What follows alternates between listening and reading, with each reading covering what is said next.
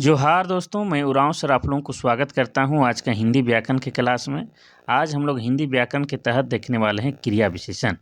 और क्रिया विशेषण जो है आपका सिलेबस में शामिल है, आप लोग जाके देख लीजिएगा। यानी कि ये महत्वपूर्ण चैप्टर है, जो भी आपका सिलेबस में शामिल है वो अपने आप में महत्वपूर्ण हो जाता है। तो क्रिया विशेषण को हम लोग डिटेल में देखेंगे, उसके बाद एमसीक्यू क्वेश्चन करने की आवश्यकता ही नहीं होगी। लेकिन क्रिया विशेषण को आप लोग स्पष्ट तरीके से समझ पाए, इसीलिए कुछ एमसीक्यू क्वेश्चन भी इसमें हम शामिल कर दिए हैं। लेकिन आप एमसीक्यू क्वेश्चन में भरोसा मत कीजिए, इसी को बढ़िया समझिएगा जो अभी हम बताएंगे। और आपको बार बार बोलते हैं कि दिन के 1 बजे, दिन के 1 बजे जो है आप लोग के लिए क्या है, दिन के 1 बजे हिंदी व्याकरण का क्लास जो है डेली आता है। और हिंदी व्याकरण पढ़ना आप सभी लोगों के लिए अति आवश्यक है। अति आवश्यक क्यों है, आपको बता चुके हैं कि पहला पेपर जो है क्वालिफाई, जिसमें आपका हिंदी व्याकरण पढ़ना ही होगा। उसके अलावा आपको बता दें कि जिनका भी पेपर 2 में हिंदी है, उनके लिए तो मोस्ट इम्पोर्टेंट है। और आपको बार बार बोलते हैं कि पहला पेपर हालांकि क्या है, क्वालिफाई पेपर है, लेकिन उसको हल्के में नहीं लेना है। क्योंकि जब आप क्वालिफाई नहीं कीजिएगा तो सेकंड पेपर या थर्ड पेपर में चाहे जितनों भर भर के आप नंबर लाइए, उससे कोई मतलब नहीं रखता है या उसका चेक ही नहीं होगा। इसीलिए क्वालिफाई भी करना है, बेहतर तरीके से करना है, उसको भी हल्के में नहीं लेना है। तो हिंदी और अंग्रेजी व्याकरण दोनों ही पढ़ना है, जिसमें आपको हिंदी व्याकरण तो हम करा ही रहे हैं, तो इसको ज़रूर से ज़रूर देखिएगा। ठीक है, चलिए। और शाम के 6 बजे आपका क्या है, शाम के 6 बजे जो है आपका झारखंड जीके का क्लास आता है यही चैनल में, और बहुत ही धाकड़ तरीके से आता है, उसको ज़रूर देखिएगा। चलिए शुरू करते हैं आज का क्लास। क्रिया विशेषण किसे कहते हैं? ठीक है, तो क्रिया विशेषण वह अव्यय शब्द है जो क्रिया की किसी विशेषता को बताता है, जैसे धीरे धीरे चल रही है। इसका एग्जाम्पल देने से पहले आपको समझाते हैं कि हम आपको क्रिया पढ़ा चुके हैं, जाके आप लोग वीडियो देख लीजिएगा। तो क्रिया किसे कहते हैं कि जिस शब्द से जो है किसी काम के होने या करने का पता चलता है, उसको क्रिया कहते हैं। क्रिया मतलब काम है ना, उसको हम लोग क्रिया कहते हैं। और जो क्रिया है यानी कि काम है, उसी का विशेषता बताएगा, उसको हम लोग क्रिया विशेषण कहेंगे।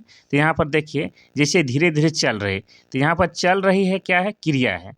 चल रही मतलब क्रिया मतलब काम है। अब चल रही है, लेकिन कैसी चल रही है, धीरे धीरे चल रही है, यानी कि क्रिया की ही विशेषता बता रही है, उसी को हम लोग क्रिया विशेषण कहेंगे। कोई दिक्कत नहीं, बिल्कुल आसान है, एक बार आराम से आप लोग समझ लीजिएगा। देखिए, अब हम लोग देखेंगे कि क्रिया विशेषण के भेद। तो क्रिया विशेषण के जो है 4 भेद होते हैं। एक हो जाएगा रीतिवाचक क्रिया विशेषण, दूसरा हो जाएगा आपका परिमाणवाचक क्रिया विशेषण, तीसरा हो जाएगा आपका कालवाचक क्रिया विशेषण, चौथा है स्थानवाचक क्रिया विशेषण। इन चारों विशेषण यानी कि चारों क्रिया विशेषण के बारे में हम लोग जो है डिटेल से एक एक करके देखने वाले हैं, गुर्दा गुर्दा पुर्जा पुर्जा अलग करने वाले हैं। ठीक है, तो देखिए, रीतिवाचक क्रिया विशेषण किसे कहते हैं, तो जो क्रिया की रीति, रीति मतलब विधि, रीति या विधि से संबंध विशेषता का बोध कराता है, उसे रीतिवाचक क्रिया विशेषण कहते हैं। जैसे चोर को पकड़ने के लिए दीपक तेजी से दौड़ा, यहाँ पर तेजी क्या है, आपका रीतिवाचक क्रिया विशेषण है। कैसे, तो यहाँ पर जो है रीतिवाचक क्रिया विशेषण में क्या होता है, पहली बात है कि क्रिया काम हो रहा है उसको बताएगा, अब उस काम की विशेषता बताएगा, उसको हम लोग क्रिया विशेषण कहेंगे। लेकिन यहाँ पर उस विधि को दर्शाएगा, जो रीति या विधि को दर्शाता है, उसी को हम लोग क्या कहते हैं, क्रिया विशेषण कहते हैं। तो चोर को पकड़ने के लिए दीपक तो दौड़ा, ये ठीक है कि यहाँ पर क्रिया हो रहा है, क्रिया विशेषण। लेकिन यहाँ पर तेजी से दौड़ा ये पता चल रहा है, तो ये क्या हो जाएगा, आपका रीतिवाचक क्रिया विशेषण हो जाएगा। आप लोग 1 से 2 बार देखिएगा, आसानी से सब कुछ समझ में आ जाएगा। दूसरा आपका बोध कहता है कि परिमाणवाचक क्रिया विशेषण क्या है, तो परिमाणवाचक क्रिया विशेषण ये और भी आसान है। जो क्रिया के परिमाण या मात्रा से संबंध विशेषता का बोध कराता है, उसे परिमाणवाचक क्रिया विशेषण कहते हैं। मात्रा मतलब कितना मात्रा में काम हो रहा है, ठीक है, उस चीज़ को पता चलाएगा तो हम लोग समझ जाएंगे कि ये परिमाणवाचक क्रिया विशेषण। जैसे मैं बहुत थक गया हूँ, यहाँ पर बहुत कितना मात्रा है, थोड़ा कि बहुत, बहुत है, ये पता चल रहा है। जैसे मैं 3 किलो आटा लाया, कै किलो, 3 किलो, मात्रा बता रहा है। तो उसी तरह से मैं थोड़ा थक गया हूँ, ऐसा रहता तो भी थोड़ा वहाँ पर क्या हो जाता, तो थोड़ा वहाँ पर परिमाणवाचक क्रिया विशेषण हो जाएगा।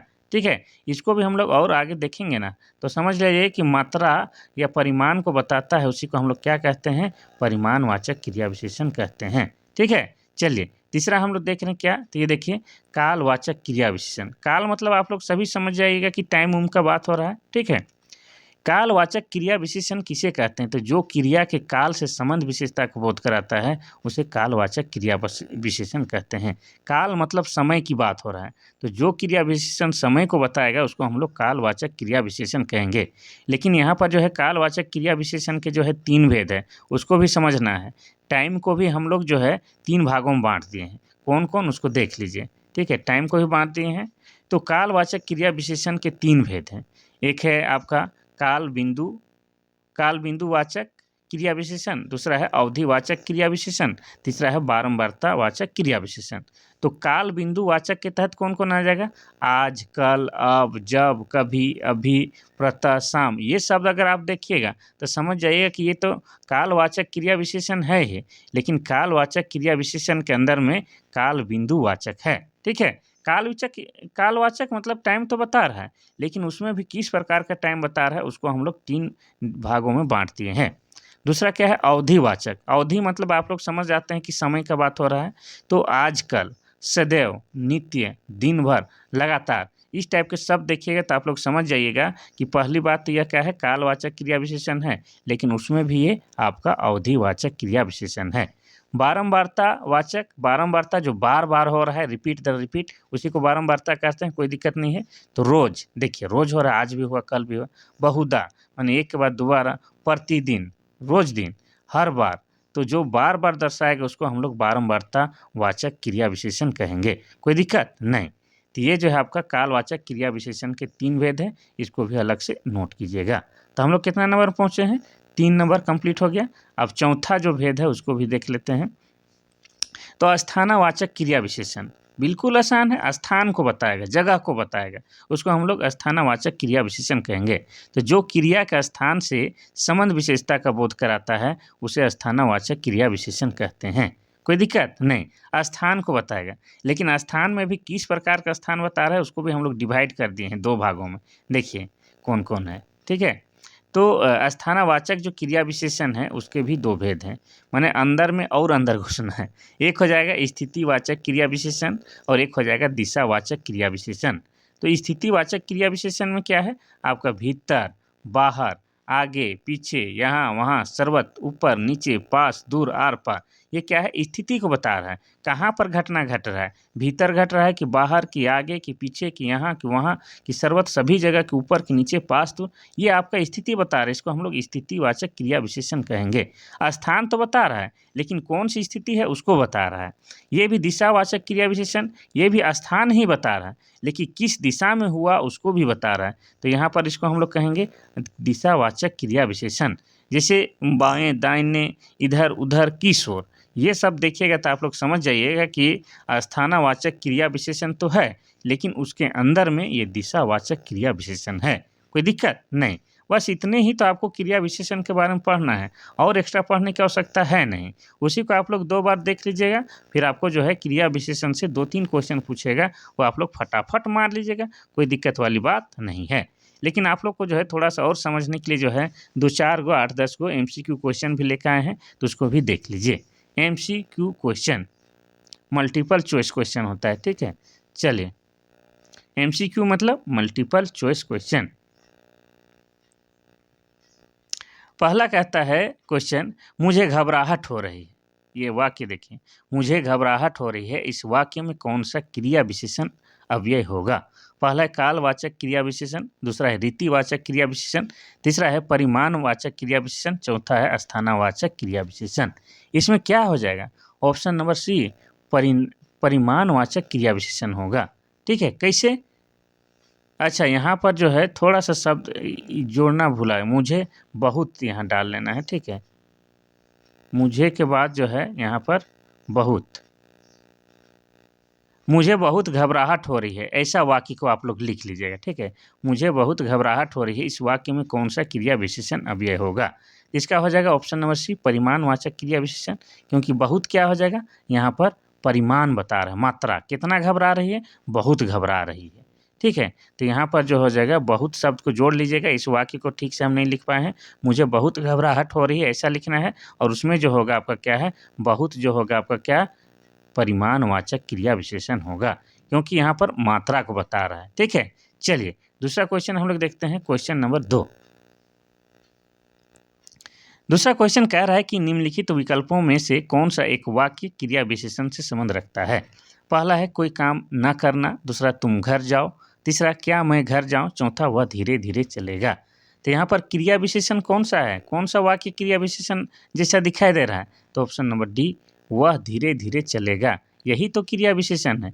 चलेगा वो तो क्रिया है, लेकिन कैसे चलेगा, धीरे धीरे चलेगा, तो यही तो हो गया आपका क्या, क्रिया विशेषण हो गया। काम की विशेषता बताना। क्वेश्चन नंबर 3 कहता है कि विकल्प में दिए गए सभी शब्द रीतिवाचक क्रिया विशेषण के उदाहरण है। यानी कि यहाँ पर जो है आपको रीतिवाचक क्रिया विशेषण छांटना है। पहला है आज, आजकल, प्रतिदिन, दूसरा है केवल, कदाचित, शायद, तीसरा है ऊपर, नीचे, बाहर, चौथा ज्यों ही तक पर।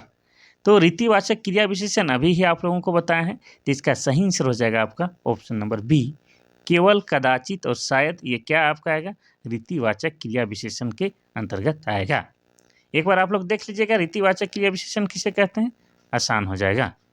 क्वेश्चन नंबर 4 कहता है कि कभी कभी मेरे दिल में ख्याल आता है। अच्छा, बहुत बढ़िया लाइन है, ये तो हिंदी फिल्म का डायलॉग हो गया। कभी कभी मेरे दिल में ख्याल आता है कि तुम होती तो ऐसा होता, तुम होती तो वैसा होता, सुने होंगे। तो इसमें जो है, इस वाक्य में जो है कभी कभी किस प्रकार का क्रिया विशेषण है। कभी कभी आप लोग बताइए, कभी कभी कौन सा हो जाएगा। पहला है स्थानवाचक क्रिया विशेषण, दूसरा है कालवाचक क्रिया विशेषण, तीसरा है परिमाणवाचक क्रिया विशेषण, चौथा है रीतिवाचक क्रिया विशेषण। इसका हो जाएगा आपका ऑप्शन नंबर बी, कालवाचक क्रिया विशेषण।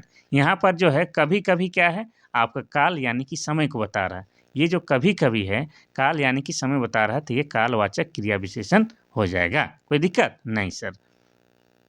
आगे बढ़ते हैं। Question number 5। क्वेश्चन नंबर 5 कहता है कि अकर्मक क्रिया वाला वाक्य चुनें। यहाँ पर सकर्मक क्रिया और अकर्मक क्रिया भी हम पढ़ा चुके हैं, क्रिया पढ़ाए हैं उसमें। तो एक क्वेश्चन ये अकर्मक क्रिया वाला डाल दिए हैं, इसको आप लोग बताइए।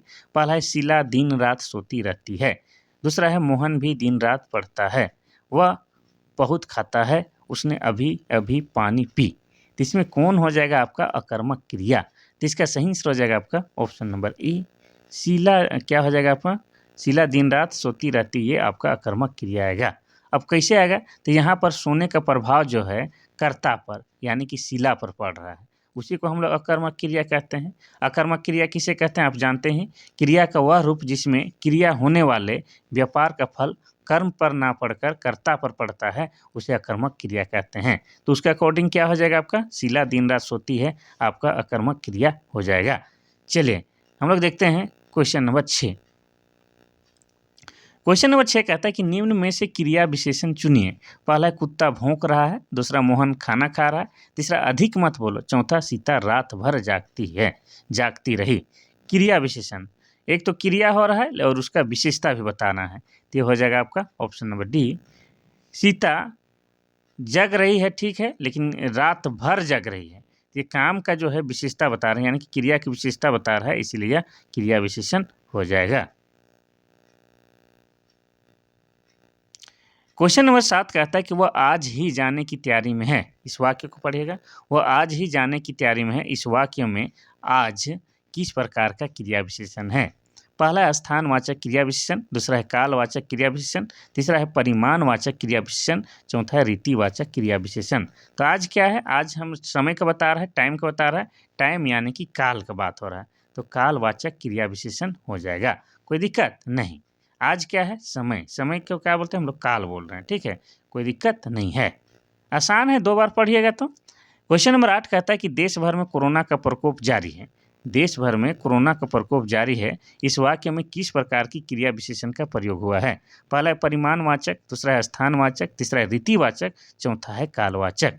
तो इसका आंसर क्या हो जाएगा आपका, स्थान, ऑप्शन नंबर बी, स्थानवाचक। कहाँ, देश भर में कोरोना का कहर जारी है, तो कहाँ जगह ना बता रहा है, स्थान ना बचा रहा है, तो क्या हो जाएगा, स्थानवाचक क्रिया विशेषण हो जाएगा। अब देखेंगे हम लोग क्वेश्चन नंबर 9। क्वेश्चन नंबर 9 कहता है कि आज हमारी बारी है में आज कौन सा पद है। पहला है संज्ञा, दूसरा सर्वनाम, तीसरा क्रिया विशेषण, चौथा है क्रिया। इसका सही आंसर क्या हो जाएगा, आज हमारी बारी है में आज क्या होता है, ये क्या है, समय है, टाइम है। अच्छा, लेकिन यहाँ पर पूछा है कि संज्ञा सर्वनाम क्रिया विशेषण, तो क्रिया विशेषण यही तो हो जाएगा ऑप्शन नंबर सी, क्रिया विशेषण आज क्या हो जाएगा, क्रिया विशेषण हो जाएगा। ठीक है, तो यहाँ पर जो है चारों के बारे में एक बार आपको बता दें कि संज्ञा किसे कहते हैं। अगर आ जाएगा तो आप लोग क्या लिखेंगे, आदमी, जानवर, जगह, वस्तु के नाम को ही संज्ञा कहते हैं। जैसे राम, दिल्ली, रांची, कुर्सी, बकरी, गाय, ये सब क्या है आपका संज्ञा हो जाएगा। सर्वनाम की बात बोलेंगे तो संज्ञा के बदले में जो शब्द आता है उसको सर्वनाम कहते हैं। जैसे में क्या कि वह, तुम, यह, वे, ये सब हो जाएगा सर्वनाम। और अगर आपको यहाँ पर लिख देता कि विशेषण किसे कहते हैं, विशेषण नहीं पढ़ाए ना तो पढ़ा देंगे। संज्ञा और सर्वनाम की विशेषता बताता है उसको हम लोग विशेषण कहते हैं, कोई दिक्कत नहीं।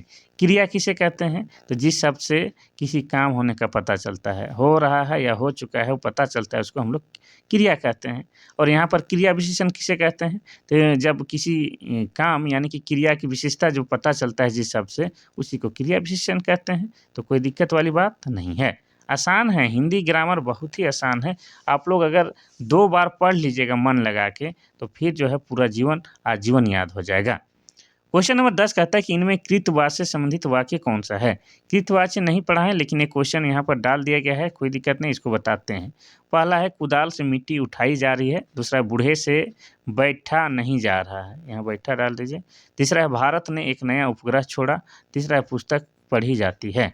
तो इसका ऑप्शन नंबर सी हो जाएगा, भारत ने एक नया उपग्रह छोड़ा है। अब कैसे क्यों है उसको जो है कृतवाच्य कभी पढ़ेंगे तो आपको हम समझा देंगे। तो ये जो है छोटा सा क्लास था 10-15 मिनट का, लेकिन इस क्लास को लाने के लिए काफ़ी शिद्दत लगता है, काफ़ी मेहनत लगता है। कम से कम इस क्लास के पीछे जो है 3 घंटे का टाइम दिए, तब आप लोग के सामने हम प्रस्तुत किए हैं। तो आप लोग जो है इसको भरपूर लाभ उठाइए।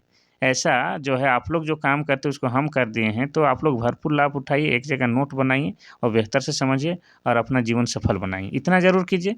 और अगर आपको फुर्सत मिले तो लाइक, कमेंट, शेयर भी कीजिए। और फिर कल मिलते हैं हम लोग दिन के 1 बजे, तब तक के लिए थैंक यू, धन्यवाद।